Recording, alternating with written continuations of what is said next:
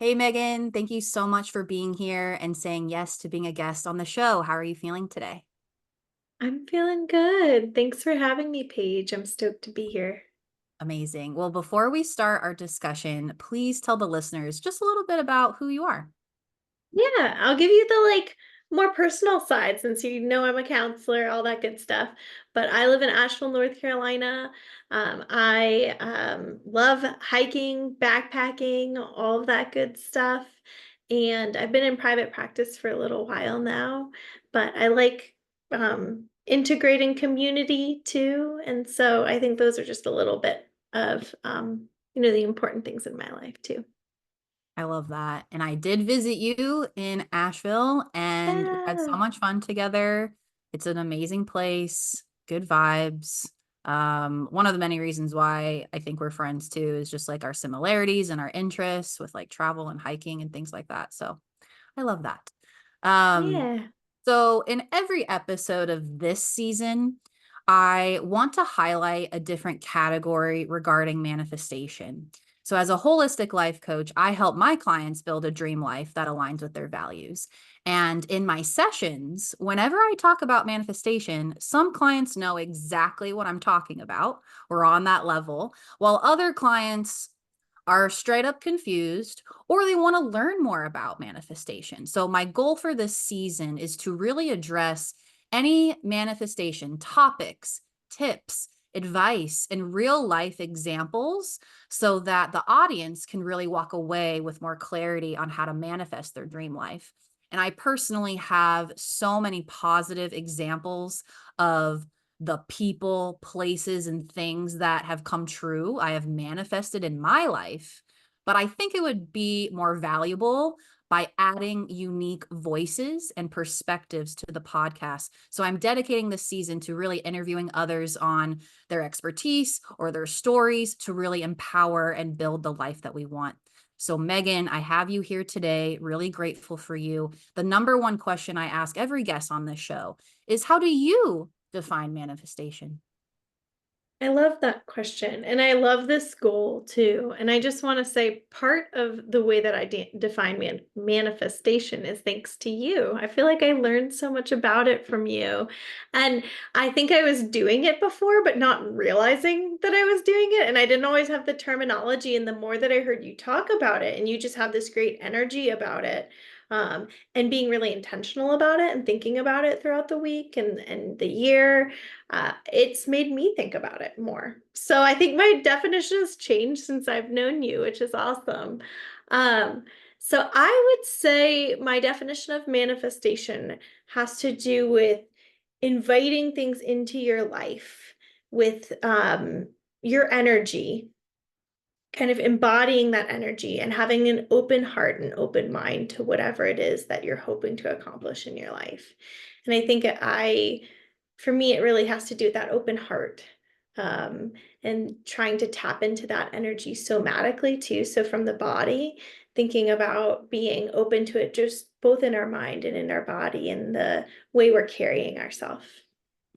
Can I share a really quick story Mhm. while you say that? Please, please, I want to Because hear. because you say energy, which is like really, I'm very energetically open and intuitive and an empath in that way. Like energy is very important to me. But I want to just share, as you were speaking about your definition, the first time I visited you and your dog,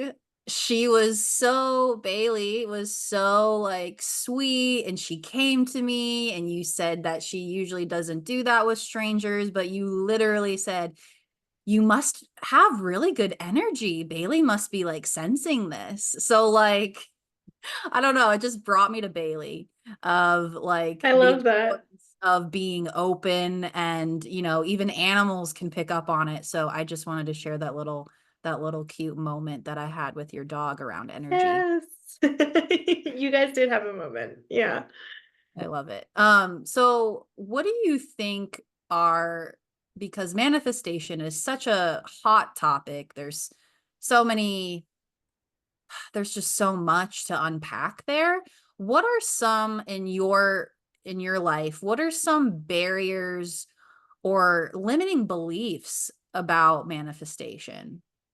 Yeah. I'm so glad you asked this question because I think that sometimes people can have a gut reaction to hearing, well, manifest it, work on manifesting it. And that might bring up some feelings.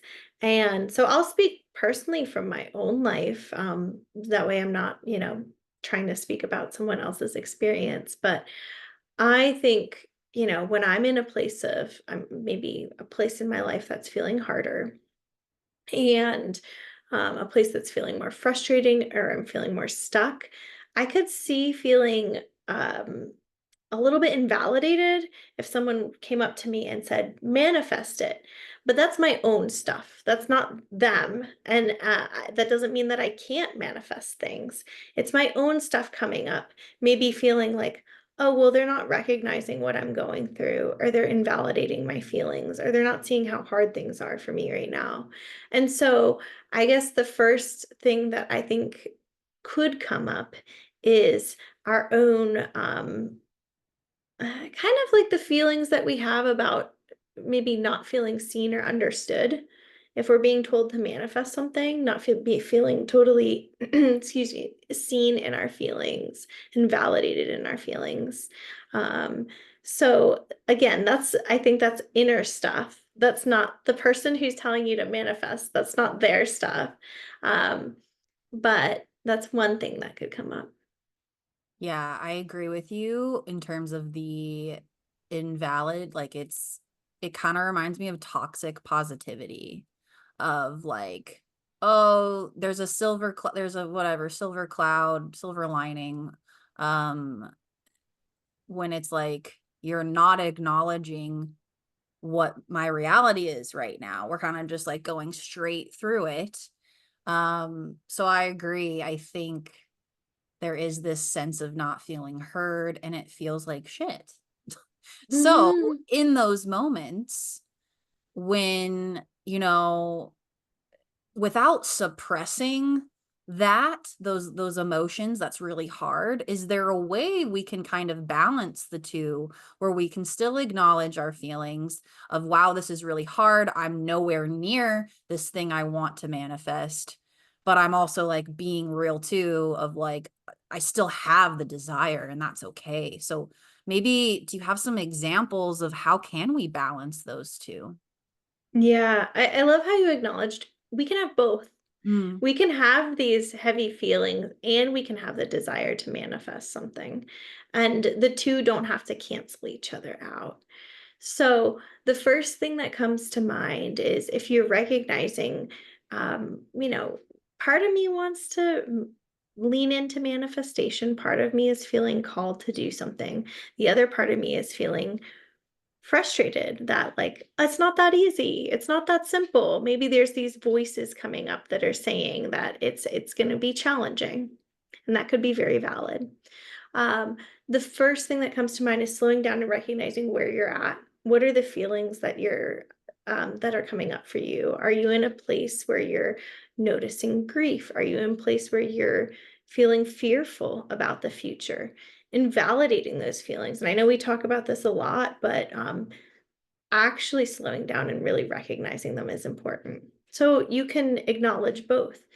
It makes sense I feel fearful about the future because I'm uncertain about how I'm going to go about this process or whatever it might be. But slowing down and validating those things first. Is there like do you see with your clients that you work with the acknowledging the both, is there any resentment even in that? Resistance. Yeah, resentment, Yeah. resistance. I'm a little more aggressive. Resentment. Yeah. Yeah, talk about, I guess, the resistance to that. So I do think that comes up. People like to have things in boxes. They're like, excuse me, I can't do both. Pick one. Pick one for me. I can't be happy and sad at the same time. Like pick one. So there is discomfort in acknowledging that two things can exist that are maybe a little bit conflicting at the same time. So I do want to acknowledge that discomfort. If that discomfort is coming up for somebody, fair, valid. But that also might mean you need to slow down a little bit more. Maybe you're jumping through these feelings too quickly. So really slowing down and acknowledging those feelings. I have like a Mad Libs fill in the blank that I use with my clients, and I used it before, but it makes sense. I feel blank because blank. So that's my favorite way of validating feelings, and saying that to ourselves. Maybe journaling about them, but then also acknowledging the and would be, and here's some things that I hope to lean into or manifest. Here's the energy that I hope to lean into. So spending some time with those, you know, feelings that might be coming up that are creating a barrier for leaning into that manifestation. And then when you feel ready, leaning into that space. I like the Mad Libs piece. That's pretty fun. That's a very simple way. I mean, let's be honest though, does Mad Libs still exist or is that That's like a good totally a question. I have no millennial? idea. Yeah, people might be like, what is Mad Libs? I don't know. Just Google Um, Mad Libs, people. yeah, Google do it. it. Do yourself a favor. But I do, and it sounds cheesy, but actually saying that out loud to ourselves or in our head to ourselves helps take like an emotion from a 10 to an 8. It like takes it down a notch because the moment we feel like I'm allowed to feel this way, we can move through it easier. Yeah. Because when we say acknowledge, and can you also help with like slow? You said we need to slow down. So to me, I'm thinking of like breathing, but like, what do you mean by we need to slow down the emotion or slow down to acknowledge that? Yeah, I think in order to acknowledge what slowing down is, I have to tell you what it's not. Okay. And so when I see someone say, "Oh yeah, I felt that way, but yeah, I mean I thought about it and I'm good." I'm like, "Are you though? Are you? Like you thought about it? You mean you like went outside and you walked your dog for a second and thought about that thing and now you're done with it? Like, are you?" So it's really acknowledging like, does this feeling still come up in my body? Is it still coming up in my thoughts? Do I need to spend more time with that feeling? Um, when it comes up, does it still feel intense? Like when I talk about it, do I feel an intensity about it? And maybe that does mean, if it's still coming up in that way, that means journaling about it. It means talking to a friend about it, talking to a therapist about it, sitting with it as is needed, and intentionally dedicating some time to that feeling that's beyond like a 5-minute span, maybe. Yeah, truly feeling the really hard emotions takes time. It's a practice because who wants to sit in their shit? Who wants to really sit in that? It's uncomfortable. It doesn't feel Mhm. great. We don't love it. Of course, we want to rush to the next thing. Oh yeah, I thought about it. Okay, we're done. However, the benefit of really slowing down, like you're saying, and acknowledging I'm actually feeling this way can be a beautiful growing Mhm. process. Now, the caveat that I want you to touch on here, okay, I'm feeling it, I'm in it. Oh, this sucks, but at least I'm feeling it. Okay, well, now what? Now are we in this like low vibe for a very long time? Like, how do we get out of this funk? Like, it's such a hard balance, right? Of like, okay, we're gonna feel the feels. Now I'm really deep. Shit, how do I get Mhm. out of here now? Yeah. No, that's such a good question. And I'll talk about it from the place of like maybe for someone who's not needing like a high level of support or like medication or things like that. I'll talk about some things people can do when they're feeling it, but maybe don't need like that consistent additional level of support, because I think that's its own separate kind of topic and situation.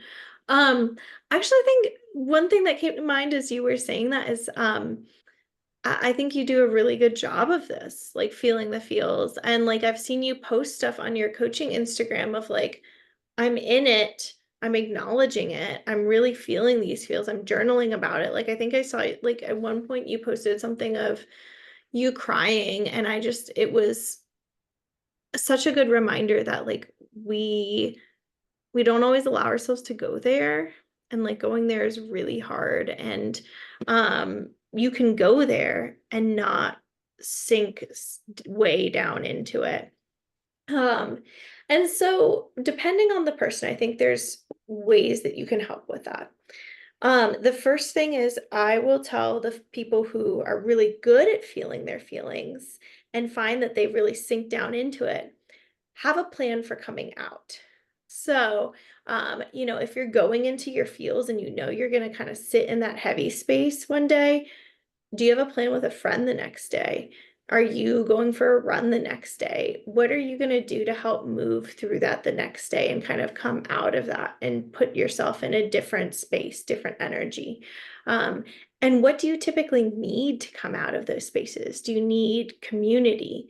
Do you need to not feel alone? Like, do you need to work it through your body and like go for a run? Obviously, there's things you can do other than go for a run or hang out with a friend. Those are two things that just keep coming to mind for me.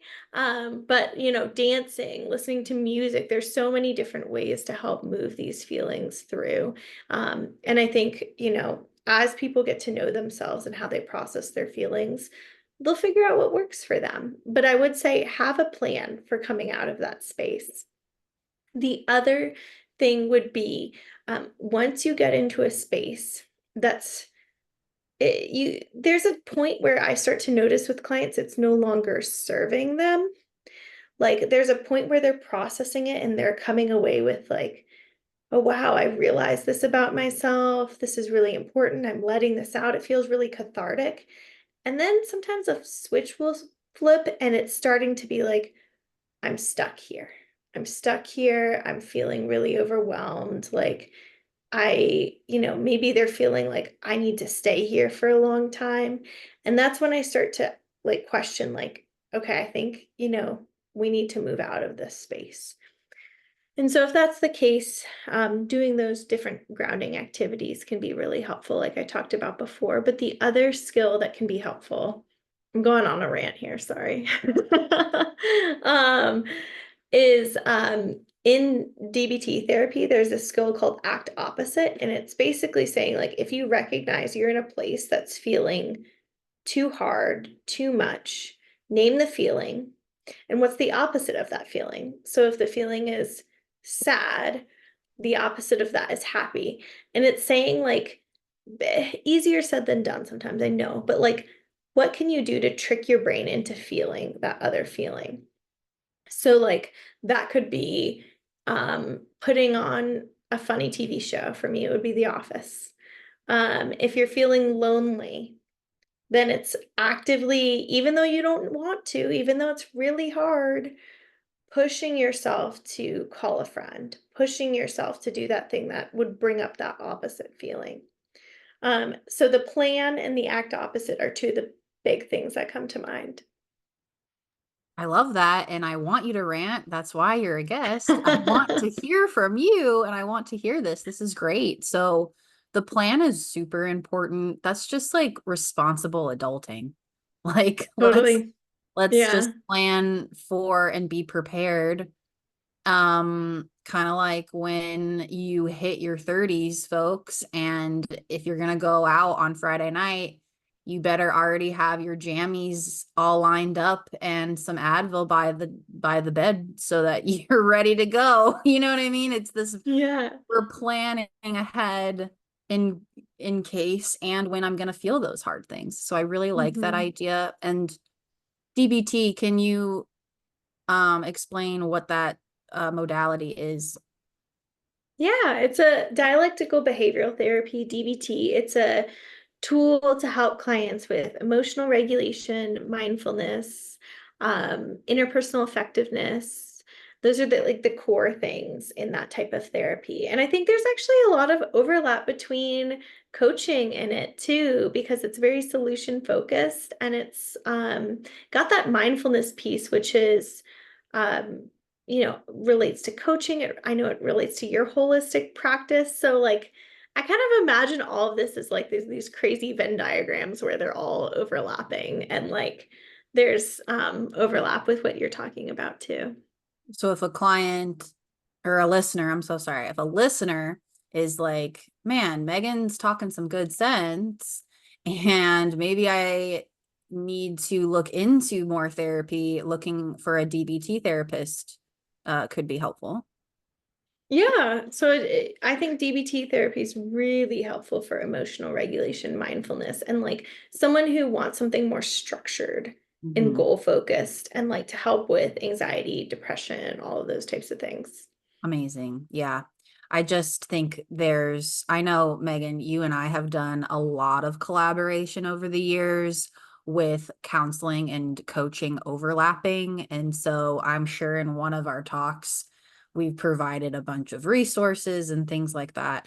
But I guess I'm bringing that up because not a lot of people have education on the differences between the two or when to know that they need counseling over coaching.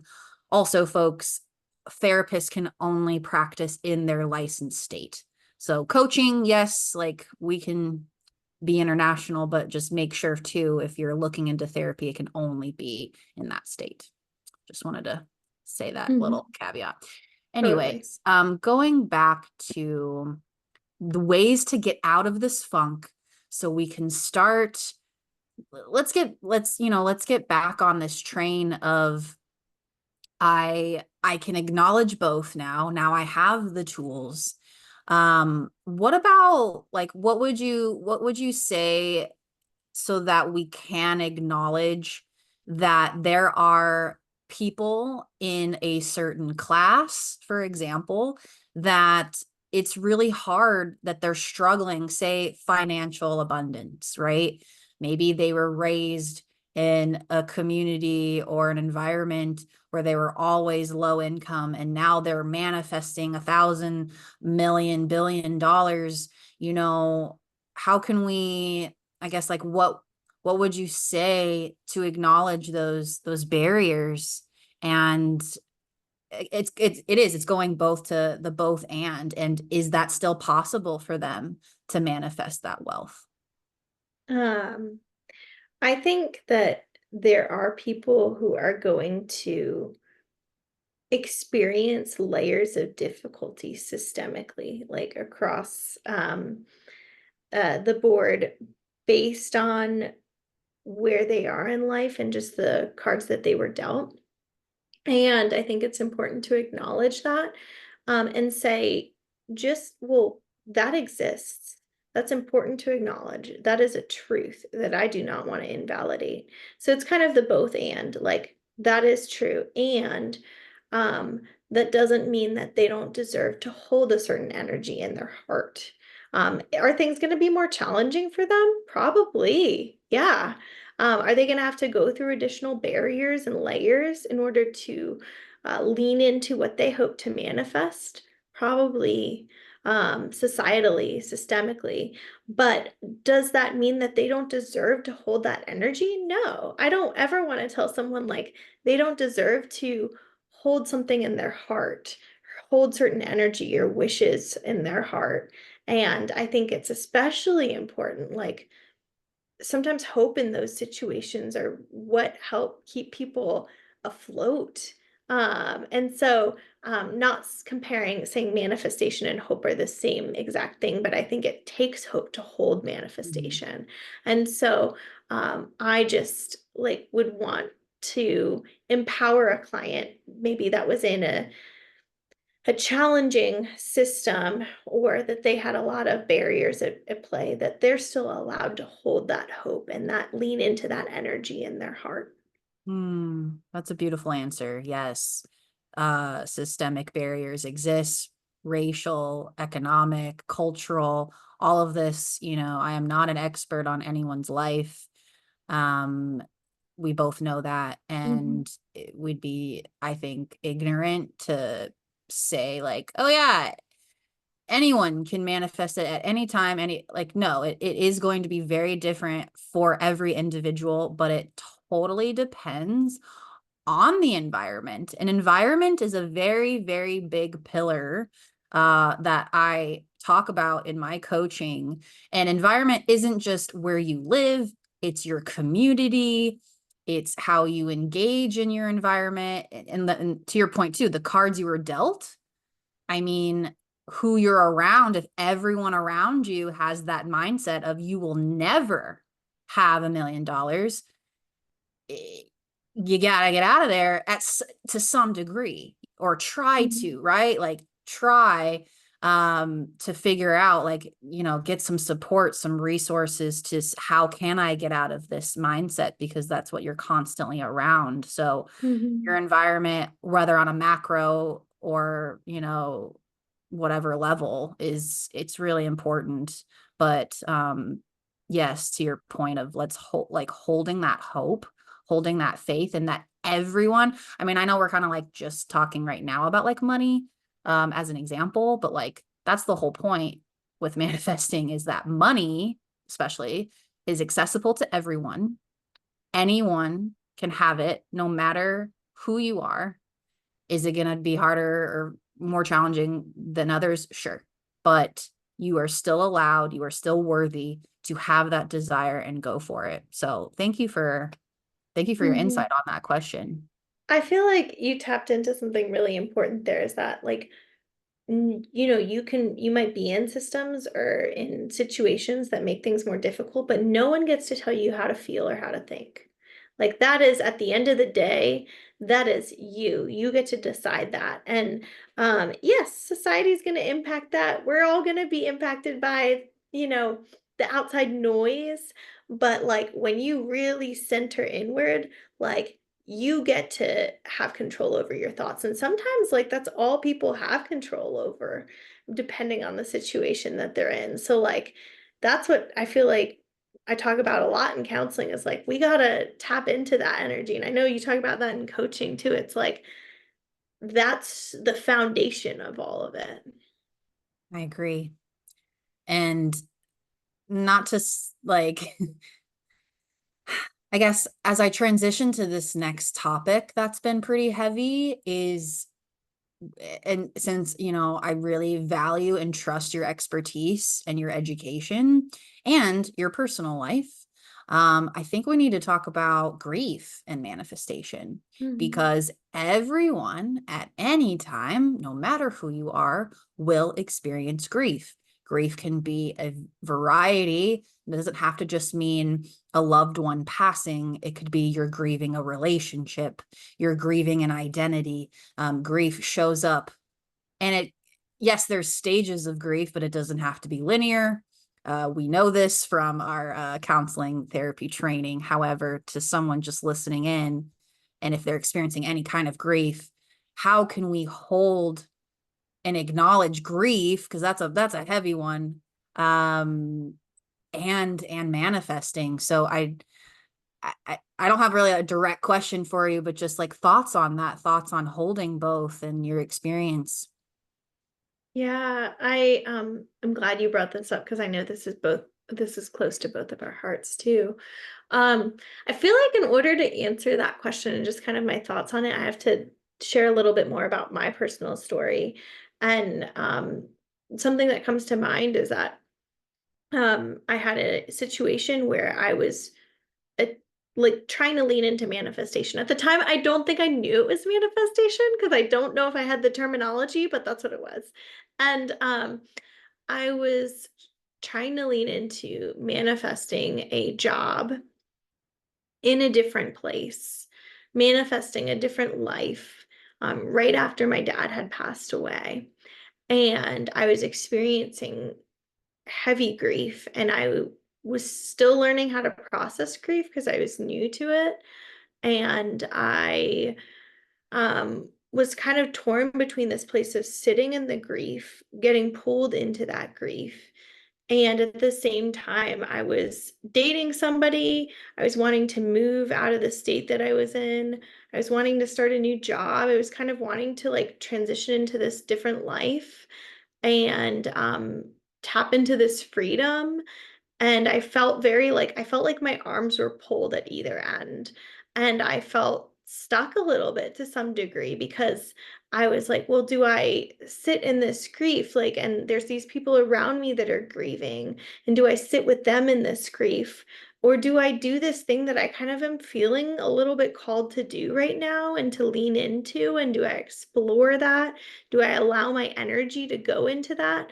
And then I almost felt this guilt coming up too of like, if I lean into manifestation, is that like me not acknowledging my dad's passing? Is that me like putting it aside? And so I had, on top of all of that too, I was like, whoa, guilt's now hitting me too. And I feel like guilty for even thinking about manifesting right now. So I know you can connect with some of that. Yeah, thank you so much for sharing that. Grief and guilt, those two G's. Oh my God. The big G's. I I totally relate, and I feel like for me, I think what I want to point out in your story, you still felt inspired, you still felt called to level up, to change. And that is a beautiful growth that I know your dad would have wanted. It's Mhm. kind of like this, it's it's this, you'll never know when it's quote appropriate to move on with your life. And moving on is going to look differently to everyone. And then going back to environment, like you said, with your friends and family grieving, and oh, am I guilty for doing this? But you're doing it for you. And it's, I'm bringing in spirituality into this because for me, I have a specific relationship with God, like, and that is me and his business. It is just between us. So anyone that judges my spirituality or religion or whatever, you can't touch it. And same with others. I can't touch or tell others what to do or what to believe or what to think. I respect and acknowledge autonomy way too much. So anyway, I'm sharing that because there is, and same with like your dad, right? Like we all have this, how we're going to grieve, how we're going to process that. But at some point, there is a part of us that wants to move forward, and only you will know when that's right. And the desire can still live there. Um, but it's hard also to not feel any judgment when you are making that leap, right? So I'm sure Mhm. that was hard for you too, of like, I still want to do this thing, even though I'm leaving like maybe others behind or. Mhm. I appreciate you acknowledging the judgment piece too, because I think that's like, oh, yeah, that's probably a little people pleasing coming up in Mm, manifestation too, of like trying mm, to balance my own wants and desires with like the other people around me. Um, and I guess kind of how I ended up leaning into that voice is I acknowledge that this grief is going to be long. And it's gonna be there, and it's gonna be there my whole life. And that, I was acknowledging it without a doubt. And I was like, I have to. There was a part of me that hope comes pretty naturally to me as a person, and I'm thankful and grateful for that. And so I think when I had this kind of little inclination that like I gotta lean into this energy. Maybe it was easier for me than it is for some people. But I did have to acknowledge like that grief is going to be there. It's going to be part of me. And like I can't let it create a wall for me from leaning into this thing. But I can invite it to come with me, and I can still have it as part of my journey, and I can validate it and acknowledge it and still lean into this other hope and kind of invite that manifestation energy in that there's something else out there that I want. And for me, that was, yeah, the job. So that was like when I really started inviting that energy in, it was me actively like leaning into job searching and being really open-hearted to that and open-minded. It was being open to, I think I'm gonna move, think I'm gonna move to this place. And also, it was putting some fears aside too of like, I need to see what is out there for me. And I think so much of manifestation also has to do with like putting aside some of our fears and like diving into it. And maybe that's just how I go about it. But I almost feel like I have to say like I almost have to go into this like because I'm a little bit of a control freak, a little bit, but like I almost have to go into the like, fuck it. Like, let's just do this thing and like dive headfirst in. And so that's kind of what I did in that situation. I love that. That's kind of like your DBT, do the opposite. Okay, fuck it. Yeah, like let's go. We're doing this now. Um, and that's what opens my heart to manifestation. So it might be different for everybody, but I have to like really kind of jump off the high dive a little bit and know like I'm still making a thoughtful, conscious adult decision that's like made with like research and facts and things. But there's also like this part of me that's like kind of letting go too. I agree. And your definition earlier was centered around energy.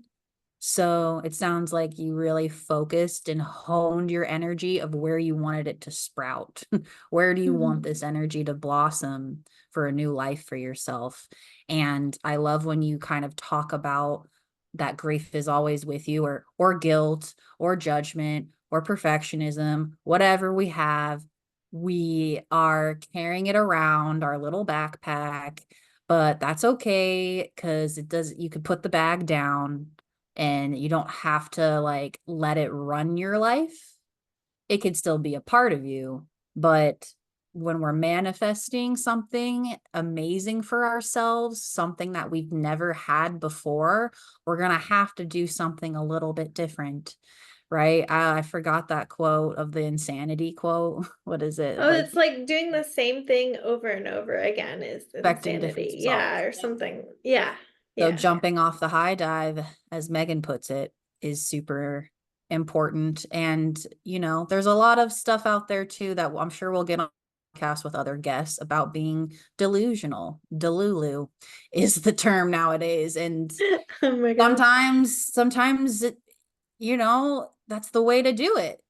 Do the opposite, be someone else. Act as if. There's so many things. But at the end of the day, I think the theme overall here with this podcast is to, at least in this episode, is to acknowledge the both and knowing when to be in these really deep hard emotions and not letting it take over everything, because you're still worthy and you still deserve these desires for yourself and to make a better life for yourself. And while some people it might be a little bit more challenging than others, but it's not impossible. And I think with manifestation, like the point is to be open-minded. There's a big open-mindedness here because it's a very massive concept and it isn't tangible until people, until they see the proof. But I have proof. I have a bunch of different examples Yeah, in you my life of do. things that have worked. And just to share too, with like your story about your dad, I mean, during my time when my father passed, it was literally, I didn't have a car at the time, and then he passed away, but I really needed a car. I had two jobs. I didn't have any way to get there. And within 2 days, I had no leads, but within 2 days of his passing, I got this amazing deal on a car, like out of thin air. It was really cool. And I always say that was his gift. I was like, oh, thanks, Dad. You Yeah, see me.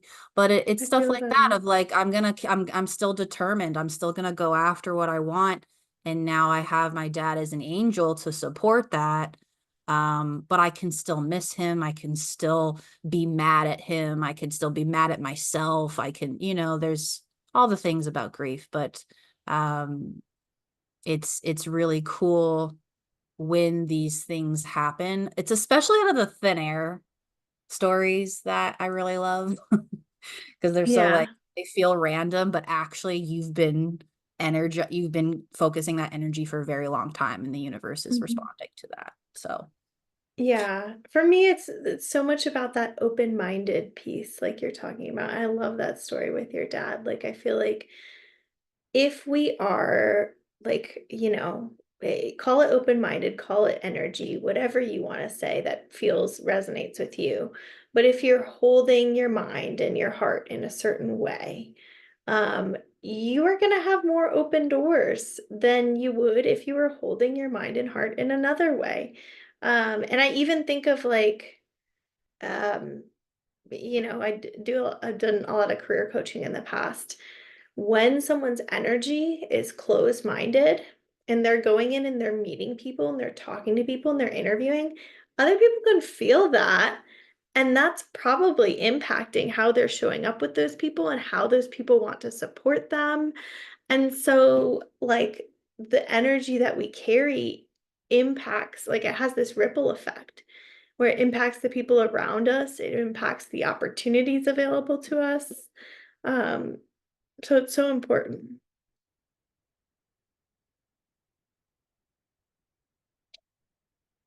Oh, I you're on mute.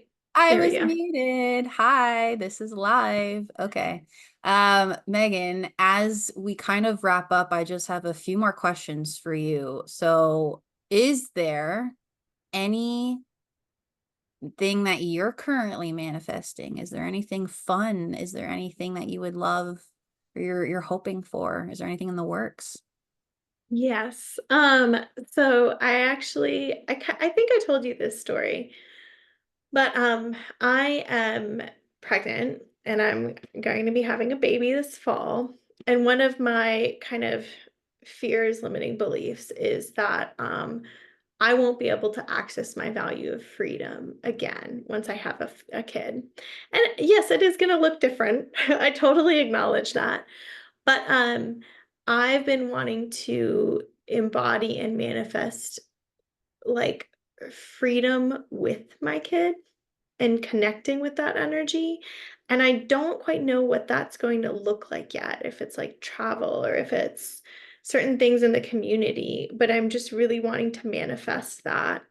And my therapist read my chart and like when my baby is going to be born and the baby's chart. And she said, I'm not doing this right. But she said the houses of like how a mother and a baby would connect. We are in maybe it was Aquarius. I can't remember which one it was in, but the sign had elements of freedom about it. And she's like, I think you're going to connect with your baby through freedom. And so Oh, it was so wild, even hearing that, like, helped me lean into that energy even more because, and I hadn't even talked about that much with her. And so I feel like these things are starting to connect and I'm seeing these opportunities for it because my heart is so centered around that and my mind's so centered around that and like having that be part of our relationship together. that's so beautiful. But and the fact that, we are both very value centered professionals and personally very value centered. So the fact that this is something you're envisioning, even though you don't know what it'll look like, that's fine. That's not your responsibility, though, Megan. When we manifest, you got to drop the how, you got to drop the Mhm. when. It's not your job. But the energy that and the intention that you bring, it's gonna flourish. So I'm really excited for you. And Thank you. lastly, I would love for the audience to have some kind of takeaway, some type of activity or something to chew on by the end of this because I hate the podcast, honestly, where you're just yapping and there's no I mean, this goes to Action just my item. like, you know, you know what I'm saying? Like I Yeah. want someone to really be like, oh, I actually can do this exercise, or I actually Mhm. can create this for myself. So what do you have for the audience? I love how you make things tangible.